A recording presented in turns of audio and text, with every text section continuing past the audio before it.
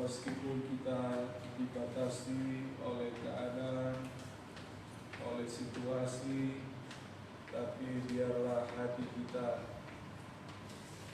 tidak terbatas untuk terus kita terhubung dengan Tuhan, kita terkoneksi dengan Tuhan, dan kita terus bersyukur kepada Tuhan karena kita percaya dalam segala keadaan Tuhan ada bersama dengan kita. Dalam segala keadaan kuasa-Nya tidak terbatas. Dalam segala keadaan kita akan terus mengalami janji Tuhan dan akan terus mengalami kemuliaan Tuhan. Puji Tuhan, haleluya. Saudara yang dikasih Tuhan, seberapa kita yang ada di tempat ini dan Bapak Ibu Saudara yang sedang menyaksikan melalui Facebook, kiranya kita terus memiliki konsentrasi, fokus, perhatian yang terbaik kepada kebenaran firman Tuhan, karena kita percaya bahwa sekali lagi firman Tuhan hidup, firman Tuhan berkuasa, melakukan segala sesuatu melampaui akal pikiran kita. Dan ketika saudara saat ini sedang mengalami masalah, pergumulan, sakit, sedang mengalami kesusahan dan apapun, saya percaya ketika kita fokus kepada firman, kita memberi perhatian kepada firman, kita meyakini kepada firman, maka firman itu akan memberikan terobosan bagi kita. Firman itu akan memberikan kita kesembuhan. Firman itu akan memberikan kita kemenangan. Firman Tuhan itu akan memberikan kita kekuatan, sehingga kita akan terus semakin dilimpahi dengan kemuliaan Tuhan. Haleluya. Saudara yang dikasih Tuhan, melihat situasi kondisi ini, saya berdoa dan saya bertanya seperti apa kira-kira yang menjadi kebutuhan kita untuk kita boleh terus kuat di dalam Tuhan. Dan ada satu topik firman Tuhan yang kita akan belajar, kita akan terima pada kesempatan ini. Kiranya firman ini boleh menjadi jawaban bagi setiap kita, saudara ya. Mari kita akan buka kebenaran firman Tuhan di dalam 2 Korintus pasal yang keempat. 2 Korintus pasal yang keempat. Kita akan melihat ayat yang pertama dan kita loncat ayat yang ke-16.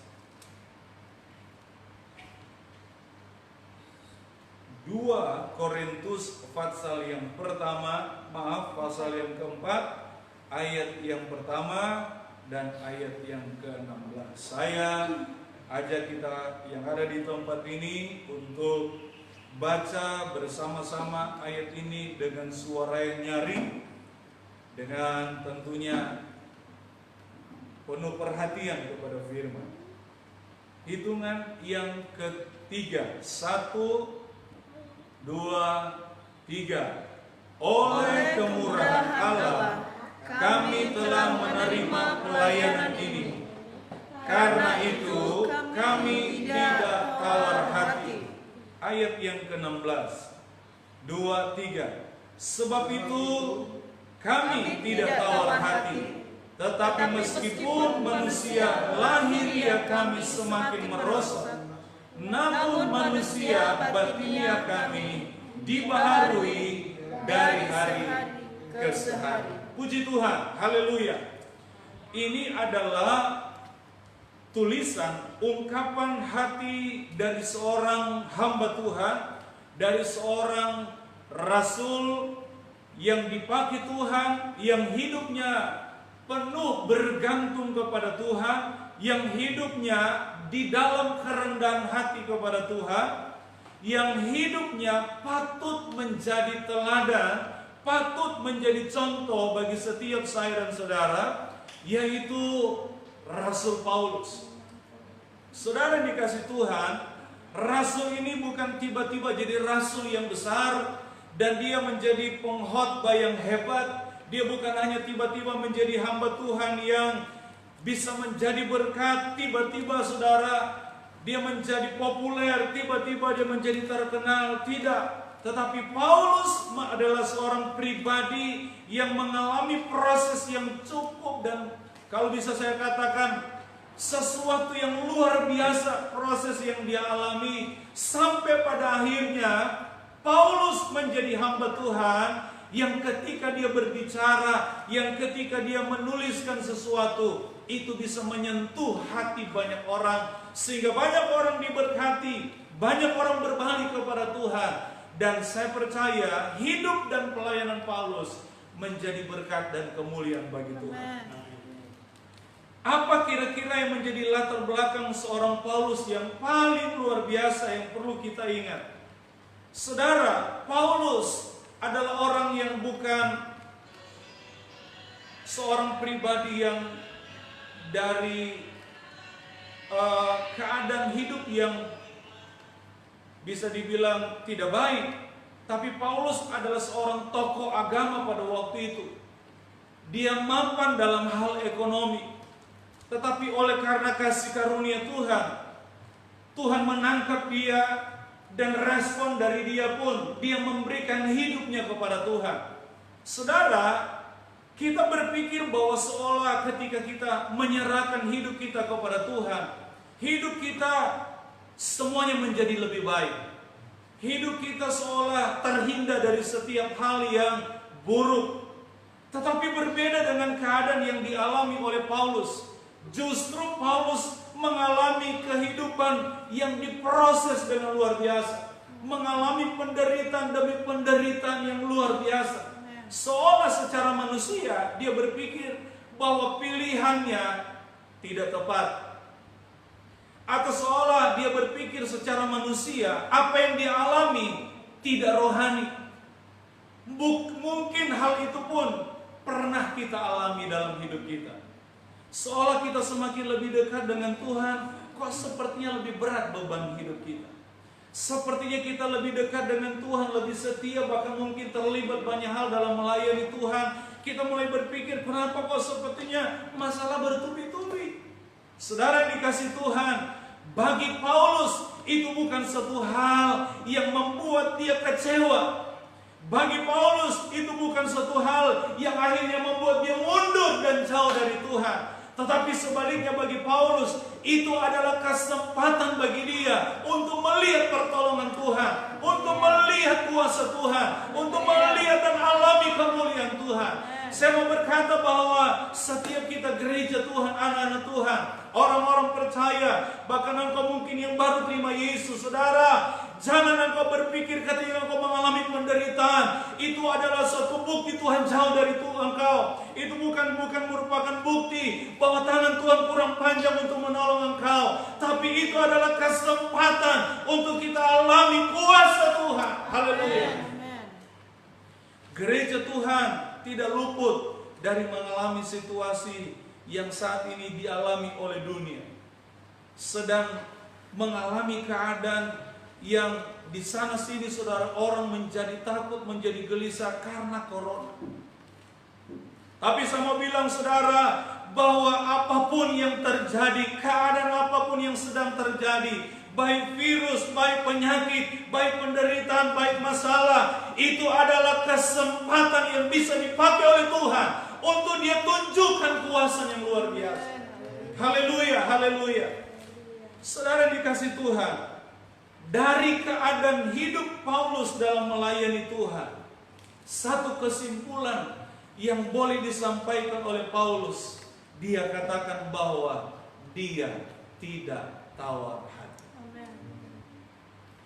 Tema ini saudara kita akan angkat untuk menjadi pelajaran buat kita saudara. Siapapun kita punya potensi untuk tawar hati. Siapapun kita punya potensi untuk kita menjadi orang yang kecewa. Saudara, saya coba pelajari bahwa kata tawar hati ini saudara, dalam bahasa Inggris, dalam versi yang lain, dicatat atau ditulis dengan kata lost heart. Artinya sudah jelas bahwa lost heart itu adalah hilang hati. Hati yang hilang. Waduh, saudara yang dikasih Tuhan, berbicara barang yang paling berharga yang kita miliki, apapun itu saudara, katakanlah HP. Kalau HP kita hilang, pasti kita akan menjadi orang yang kebingungan. Kita akan menjadi orang yang sangat panik. Kita akan menjadi orang yang mungkin sensitif. Kita berpikir di mana handphone kita, di mana barang yang berharga yang kita hilang. Tetapi saudara, pertanyaan bahwa bagaimana ketika kita mengalami kehilangan hati? Adakah kepanikan yang sama terjadi sama kita? Adakah saudara kegelisahan yang berat itu terjadi kepada kita ketika kita mengalami kehilangan hati? Bagi saya saudara, hilang hati adalah satu kehilangan yang paling terberat yang harusnya kita posisikan dalam hidup kita. HP bisa dibeli lagi saudara. Barang apapun yang berharga bisa kita beli lagi. Tapi kalau kita kehilangan hati, saudara, percaya atau tidak, sadar atau tidak, hal itu akan membawa kita, menjerumuskan kita untuk melakukan hal-hal yang buruk. Kalau orang kehilangan hati, dia bisa menjadi orang yang kontrol diri hilang, berkurang, bahkan buruk keadaannya. Saudara dikasih Tuhan, penting hari-hari ini gereja Tuhan terus menjaga hati. Ada haleluya. Jangan sampai saudara kita kehilangan hati. Ada banyak orang beribadah, tetapi badannya tahu di gereja, hatinya hilang. Kenapa? Karena mungkin masalah, karena dia dilukai, karena dia ditipu, karena dia dibohongi, karena dia diputusin cinta saudara. Dia kehilangan hati. Dia bernyanyi, tapi dia tidak dengan hati kepada Tuhan. Cuma mulut. Dia melakukan kebaikan, tapi tidak dengan hati. Alkitab bilang saudara, apapun yang kita lakukan tanpa kasih, tanpa hati, maka itu tidak menyentuh hati Tuhan. Itu tidak berdampak bagi Tuhan. Sedangkan yang harus kita lakukan, segala sesuatu, Alkitab bilang harus seperti untuk Tuhan. Haleluya. Kita akan melihat perbedaan yang sangat signifikan, yang sangat jelas terhadap orang-orang yang kehilangan hati. Bahasanya jadi kasar, ya, bahasanya suka melukai orang. Itu orang yang kehilangan hati. Paulus tahu benar saudara, bahwa hati itu adalah sesuatu yang sentral. Paulus tahu bahwa hati itu harus dijaga dengan penuh kewaspadaan. Kenapa? Karena kita lihat saudara, di dalam Amsal pasal yang keempat ayat 23 dikatakan, ini seorang penulis yang saya mau katakan penulis yang hebat. Penulis yang mendapatkan hikmat Allah yang luar biasa, namanya Salomo. Di dalam hikmatnya yang luar biasa, dia mendapatkan satu pandangan yang jelas tentang hati. Dia katakan begini, ayat 23 pasal 4. Jagalah hatimu dengan segala apa saudara? Kewaspadaan. Dengan penuh siaga, dengan penuh berjaga-jaga, dia katakan jagalah hati. Kenapa kita harus jaga hati? Alkitab lanjutan daripada ayat bilang begini, karena dari situlah terpancar kehidupan. Saya mau katakan begini, bahwa hati adalah sumber kehidupan. Hati adalah tempat di mana kita dapat mengekspresikan siapa hidup kita sebenarnya. Kalau hati kita kotor, hati kita hilang, orang bilang gak punya hati. Sama dengan apa saudara? Enggak punya perasaan. Sama dengan apa? Enggak punya pikiran. Apa yang terjadi? Maka kita akan sangat mudah menjadi orang yang terluka oleh orang yang kehilangan hati. Kalau itu ada di gereja, maka gereja itu saudara tidak akan bertumbuh dengan baik. Kenapa? Karena ada orang yang kehilangan hati, dampak buruknya kepada orang lain. Maka saudara yang dikasih Tuhan, Paulus sangat menjaga hatinya. Dia katakan apapun yang terjadi, apapun pengalaman yang pernah dialami, itu tidak membuat dia tawar hati. Itu tidak membuat dia hilang hati. Kenapa? Karena dia tahu hati adalah pusat, hati adalah sumber, hati adalah sentral. Selain itu saudara, iblis juga tahu hati itu adalah sesuatu yang sangat vital bagi seseorang, termasuk orang percaya. Sehingga saudara, iblis selalu berusaha untuk mencuri hati kita. Iblis selalu mau berusaha untuk supaya hati kita hilang. Dengan apa? Dengan masalah, dengan corona mungkin saudara, dengan situasi, dengan keadaan, dengan pergumulan, dengan penderitaan, dengan apapun yang pahit yang kita anggap itu saudara, itu bisa dipakai oleh iblis untuk supaya membuat hati kita hilang.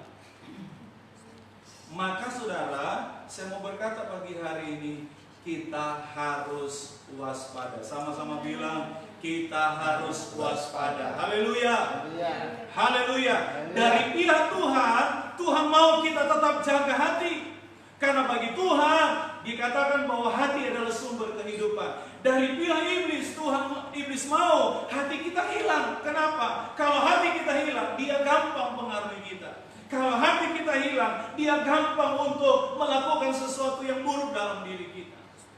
Maka mari kita perlu waspada, berjaga-jaga, jaga hati. Haleluya. Kalau orang bisa jaga hati, maka masalah ini saudara, ya, masalah isu corona ini kita anggap sebagai suatu hal yang positif. Kalau kita orang pekerja, waduh, gara-gara corona kita diliburkan, anggaplah saudara, waktu itu kita bisa lebih banyak dengan keluarga. Ada haleluya. Anak-anak yang sekolah saudara, libur, ya, anggaplah itu adalah waktu-waktu mereka untuk lebih lagi bersama dengan keluarga. Mari kita ambil positif. Bagi kita saudara gereja Tuhan, ketika kita mengalami keterbatasan dalam beribadah, mari kita ambil positif, bahwa memang segala keadaan tidak dapat diatur oleh manusia. Segala keadaan bisa berubah kapan saja. Oleh sebab itu, mari kita hanya berkata, Tuhan Engkaulah segalanya dalam hidup. Ada haleluya.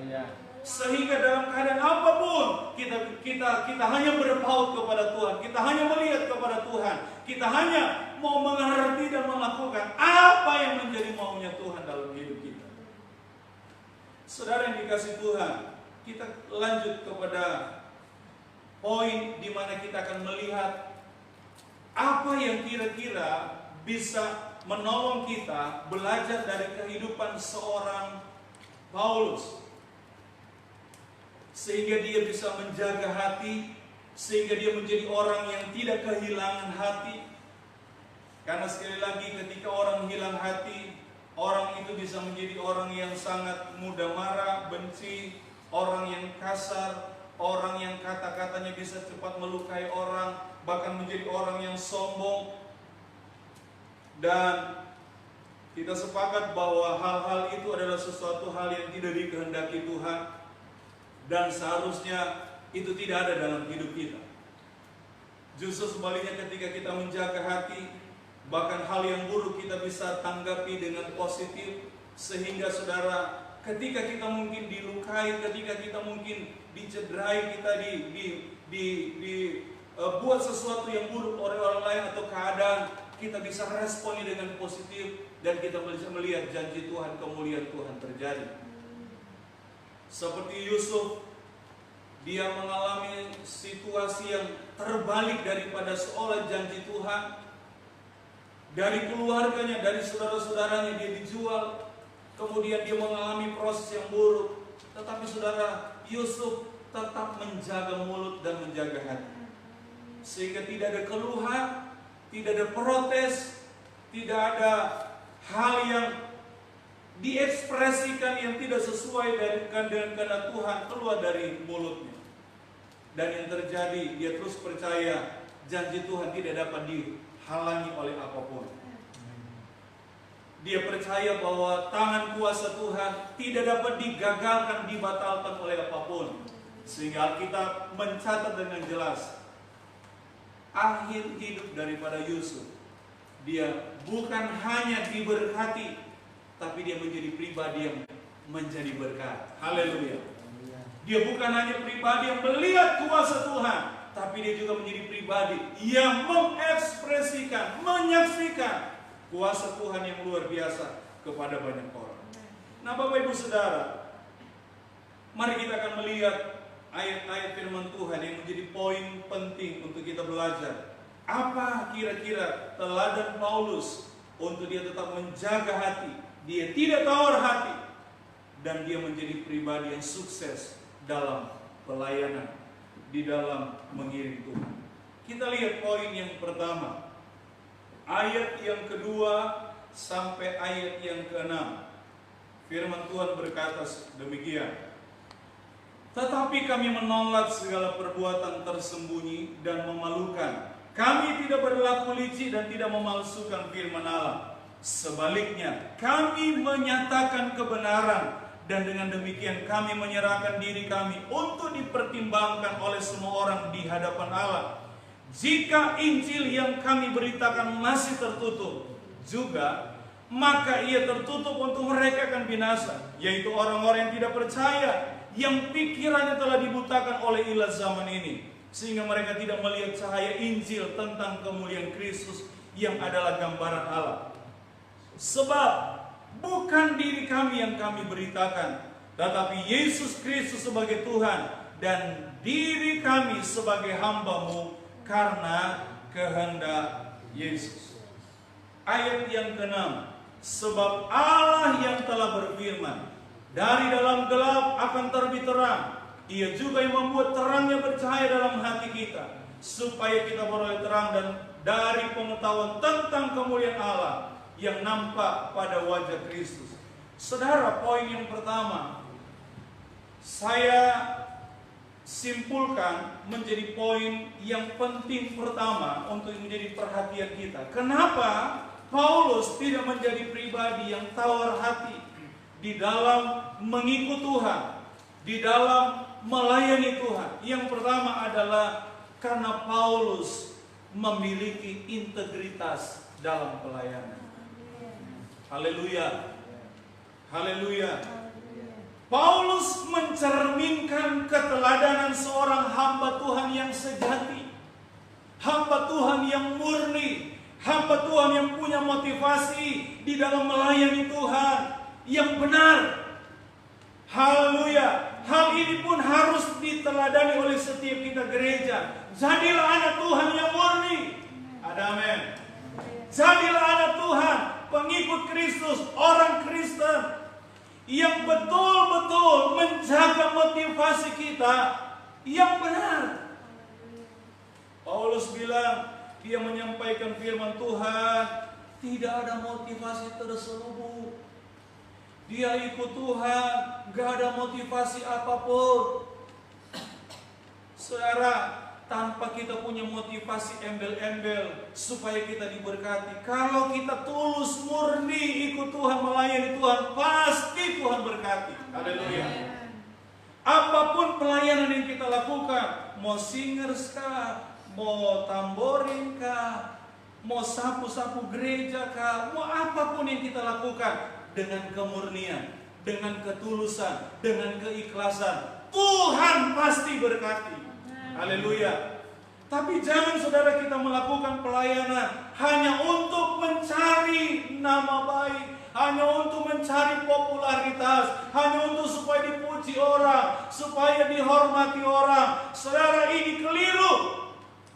Bahkan bisa dibilang ini salah. Tidak usah cari pengakuan dari manusia, tapi lakukan segala sesuatu yang terbaik bagi Tuhan, maka Tuhan mengakui kita. Haleluya. Tuhan akan memberikan saudara penghiburan demi penghiburan bagi kita. Kalau saudara pekerja, Tuhan akan hiburkan dari pekerjaan saudara, akan melihat keberhasilan, akan melihat terobosan, akan melihat pengangkatan, ya. Seperti saudara Joshua. Haleluya. Setia melayani, tidak pusing dengan dengan jadwal yang padat, harus ke sana ke sini, tapi usahakan bisa melayani, Tuhan angkat. Haleluya. Ini bukti pemeliharaan, ini bukti janji Tuhan, ini bukti bahwa sesungguhnya kalau kita punya integritas dalam melayani Tuhan, Tuhan angkat kita, Tuhan berkati kita, Tuhan tunjukkan janji-janjinya yang luar biasa bagi kita. Haleluya. Saya mau bilang, yang memotivasi setiap kita pelayan-pelayan siapapun saudara, mau dari sekali lagi guru sekolah minggu yang mungkin orang dah lihat, ya pendoa syafaat, mari lakukan saudara dengan terbaik. Saya mau bilang begini, berilah hidup saudara untuk pelayanan, tapi jangan mencari apa? Hidup dalam pelayanan. Haleluya. Beri hidup kita untuk melayani Tuhan, tapi jangan mencari hidup di dalam pelayanan. Kok enggak ada? Amin. Haleluya. Biarlah motivasi kita jaga. Kita jaga integritas kita jaga kemurnian kita jaga apa yang Tuhan sudah percayakan kepada kita dengan penuh kewaspadaan.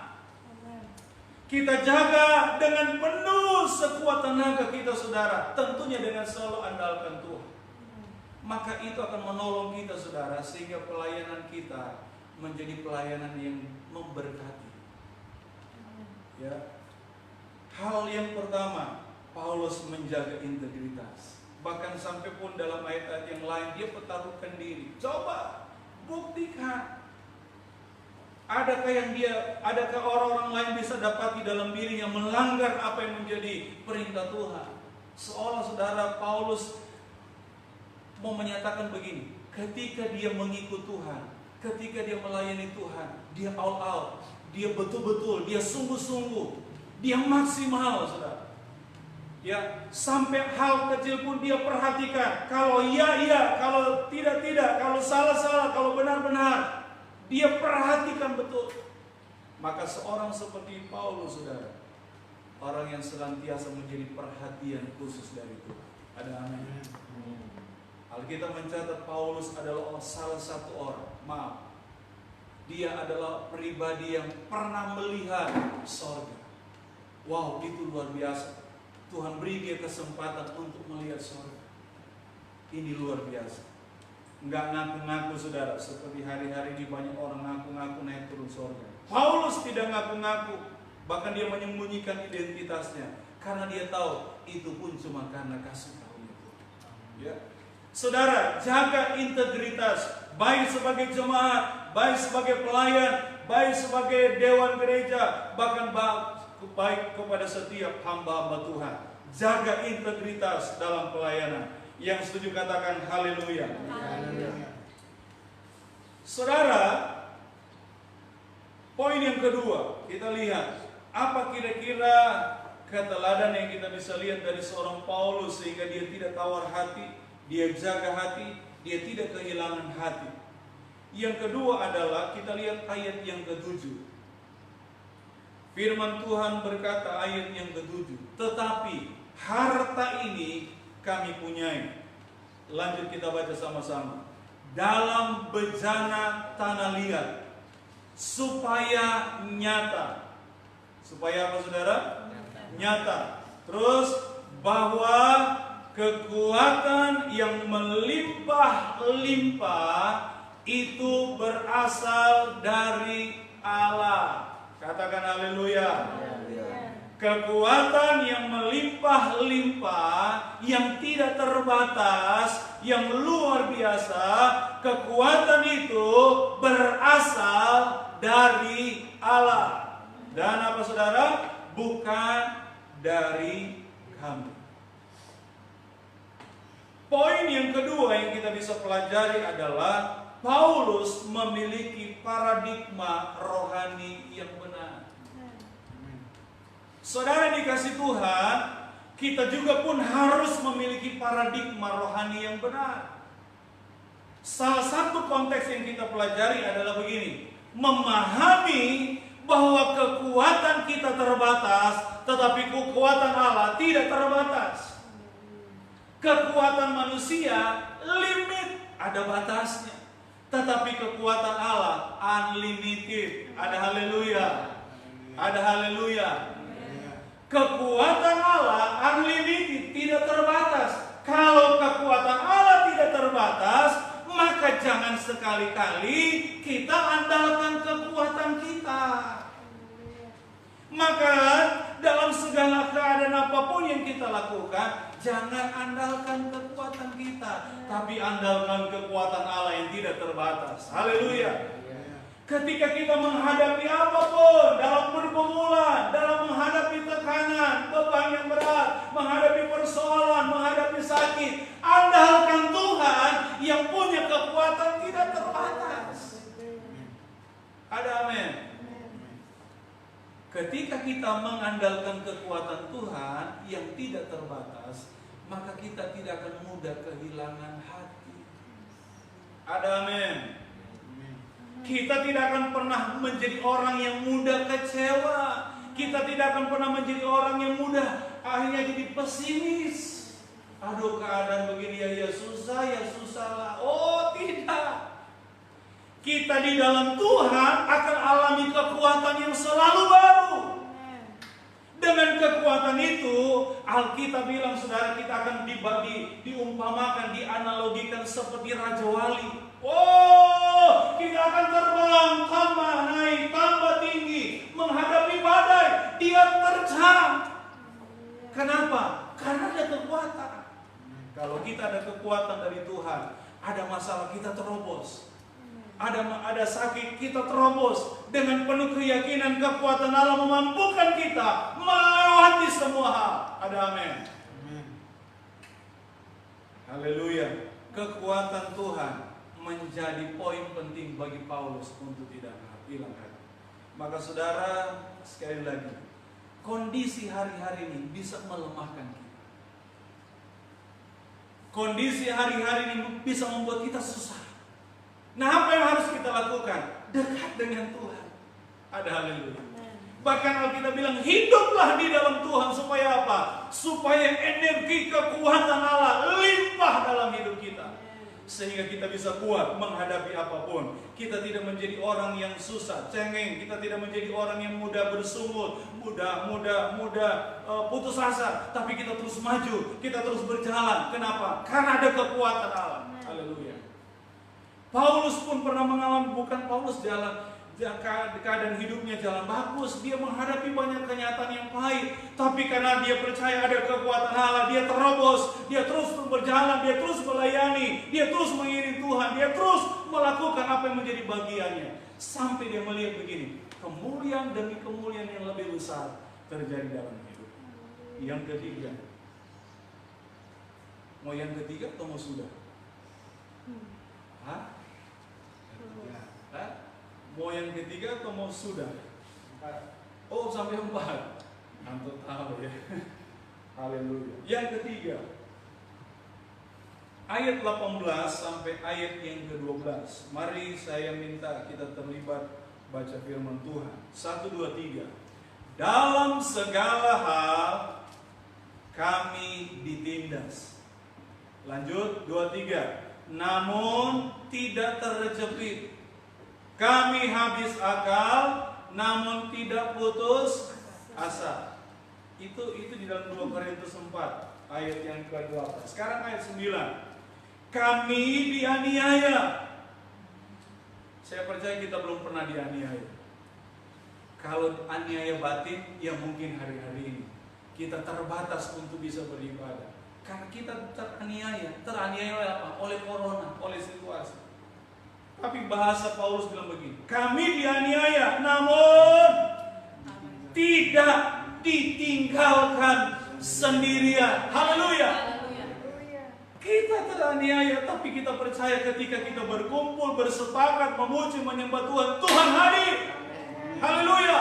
Tuhan hadir dengan kuasanya, Tuhan hadir dengan kasihnya, Tuhan hadir dengan mujizatnya, Tuhan hadir dengan janjinya.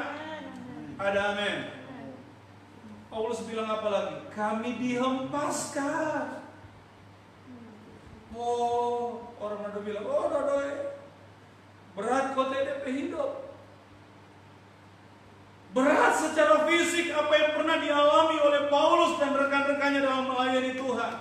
Tapi akhirnya dia berkata, meskipun dihempaskan, namun tidak binasa. Kenapa?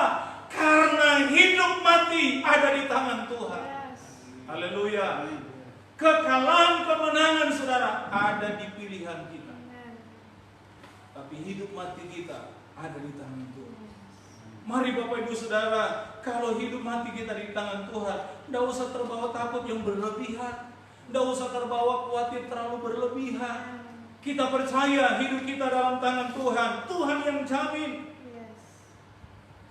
Ayat 10, kami senantiasa membawa kematian Yesus di dalam tubuh kami, supaya kehidupan Yesus juga menjadi nyata di dalam tubuh kami. 11, sebab kami yang masih hidup ini terus menerus diserahkan kepada maut karena Yesus, supaya juga hidup Yesus menjadi nyata dalam tubuh kami yang fana ini. Ayat 12, maka demikianlah maut giat di dalam diri kami,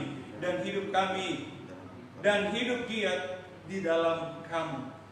Lihat saudara, saya kasih poin ayat 8-12 bahwa Paulus penuh kerelaan untuk pikul salib. Yesus sudah jauh-jauh sebelumnya sampaikan, siapa yang mau ikut aku harus apa?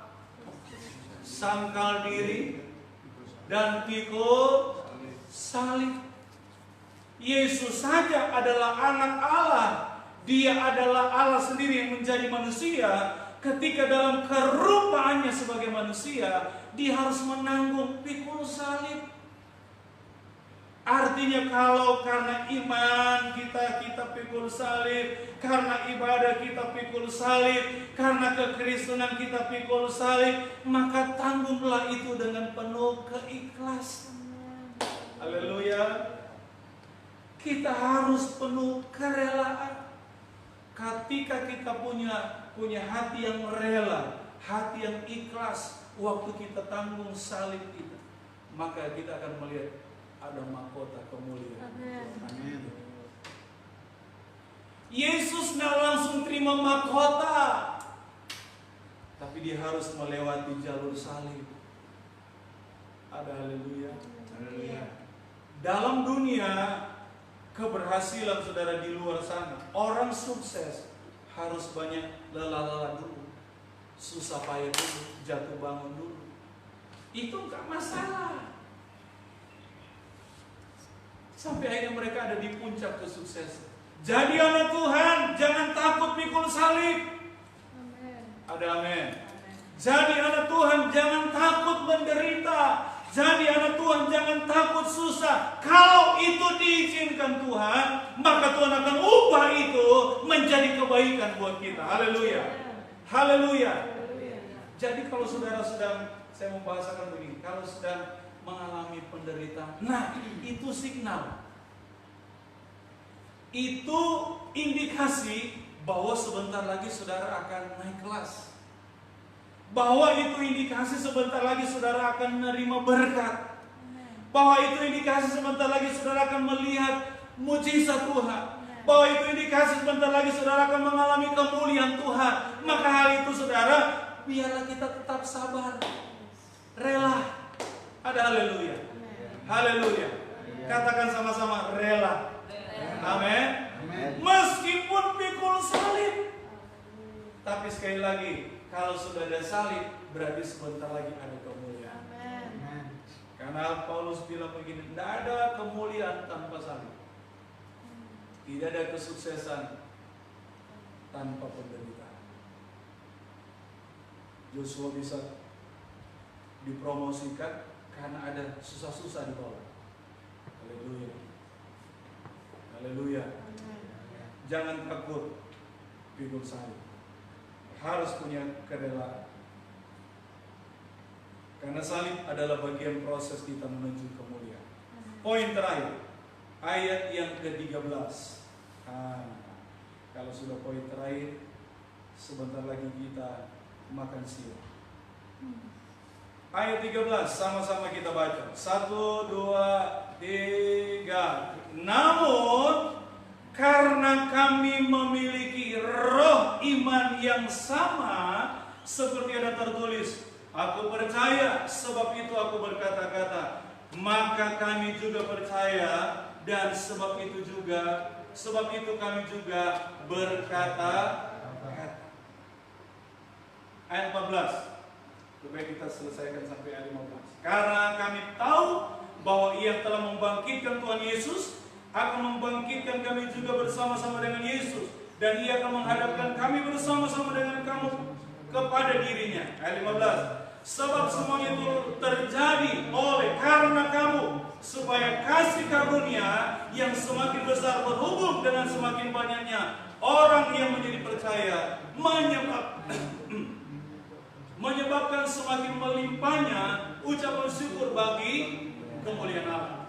Saudara, poin ini, poin terakhir, saya kasih kalimat seperti ini.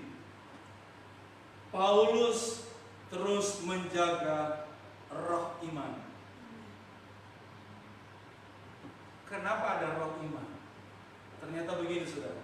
Karena iman itu hidup. Ada bicara roh hidup. Ternyata kita harus punya iman yang hidup. Ada amin. Harus punya iman yang aktif, bukan iman yang pasif. Iman yang pasif sama dengan iman yang mati, hanya iman yang tertulis. Tapi iman yang hidup, dia bergerak. Haleluya. Dalam keadaan apapun terus bergerak. Dalam keadaan diberkati bergerak, dalam keadaan mungkin dalam penderitaan, dalam proses terus bergerak. Haleluya. Bergerak. Dan dia gak bisa buat diam seseorang. Kalau iman dia bergerak, iman dia hidup, maka dia akan terus membuat orang untuk memperkatakan iman. Ada haleluya. Imannya hidup. Jadi kalau indikasi begini, kalau iman seseorang itu hidup, dia memiliki roh iman, maka dia tidak akan pernah berhenti mulutnya berkata-kata positif, berkata-kata yang benar, berkata-kata berkata-kata mujizat, berkata-kata kehebatan Tuhan, berkata kekuatan Tuhan tidak terbatas, dan lain sebagainya. Ada haleluya. Imannya hidup, roh imannya bergerak. Dan biarlah roh iman itu terus hidup dalam hidup kita dan menuntun kita sampai terus melihat kemuliaan Tuhan yang lebih besar terjadi. Ada haleluya. Terus menjaga roh iman.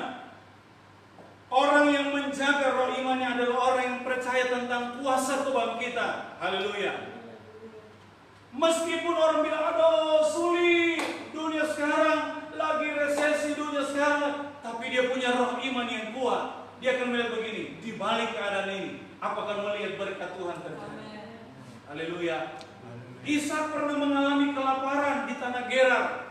Dia berpikir secara duniawi sama dengan orang yang pada waktu itu, nggak ada harapan. Tapi dia punya roh iman. Ketika ada tuntunan Tuhan dalam hidupnya, menabur, dia menabur. Alkitab bilang pada tahun itu juga dia menuai, dia menjadi orang kaya, tambah kaya, dan dia menjadi orang yang sangat kaya. Haleluya. Mari kita punya roh iman yang terus menggerakkan kita, yang terus menuntun kita melakukan apa saja, memperkatakan kebenaran dari Tuhan. Maka kita akan melihat apa yang tidak ada bisa menjadi ada. Haleluya. Meyakini ada kebangkitan. Orang dunia nggak ngerti, orang dunia nggak percaya dengan kebangkitan, tapi orang percaya yang punya roh iman pasti akan percaya ada kebangkitan. Baik kebangkitan ekonomi, kebangkitan sosial, kebangkitan fisik, kebangkitan rohani pasti terjadi. Haleluya. Saya perkatakan di MHCC ada kebangkitan. GPD MHCC ada kebangkitan. Haleluya. Karena kita punya roh iman. Haleluya. Orang yang punya roh iman akan percaya pemeliharaan Tuhan karena ada kasih karunia. Amin. Paulus dalam setiap kesulitan, dia sadar itu sulit. Dia tidak bilang begini, ini bukan sulit. Bukan. Dia mengakui fakta yang terjadi, tapi dia percaya ada pemeliharaan Tuhan yang hebat. Kenapa? Karena ada kasih karunia. Saudara, kita hidup hari-hari ini di dalam zaman kasih karunia. Amin. Kita akan terus bergerak dan mengalami pemeliharaan Tuhan karena ada kasih karunia. Haleluya. Haleluya. Orang yang terus menjaga roh iman akan sekali lagi mengalami kemuliaan. Alkitab bilang Paulus dihiburkan dengan kemuliaan. Karena dia menjaga hati, dia bisa punya roh iman yang kuat, sehingga kemuliaan Allah senantiasa menjadi nyata dalam hidup. Saya berdoa hari ini buat setiap kita dimanapun saudara berada, baik yang ada di tempat ini dan dimanapun layar saudara, melihat layar Facebook, layar HP saudara, melihat dan mendengar firman Tuhan ini. Saya mau berkata bahwa engkau adalah bagian orang yang diperhatikan Tuhan. Untuk Tuhan mau menyatakan kuasa yang lebih. Tetapi saudara, kita harus melihat bahwa firman Tuhan ingatkan kita supaya jaga hati. Jangan pernah kehilangan hati. Jangan sampai hati kita kosong, hati kita hilang. Karena itu akan hanya membawa kita menjadi orang yang miskin, menjadi orang yang buta, menjadi orang yang tidak berdaya. Tapi sebaliknya kalau kita tetap jaga hati, kita akan semakin diberkati dan kita akan semakin jadi berkat untuk hormat kemuliaan nama Tuhan. Haleluya. Tuhan Yesus memberkati kita semua. Mari kita bangkit berdiri saudara. Saya rindu kita nyanyikan satu pujian yang menjadi berkat buat setiap kita. Haleluya.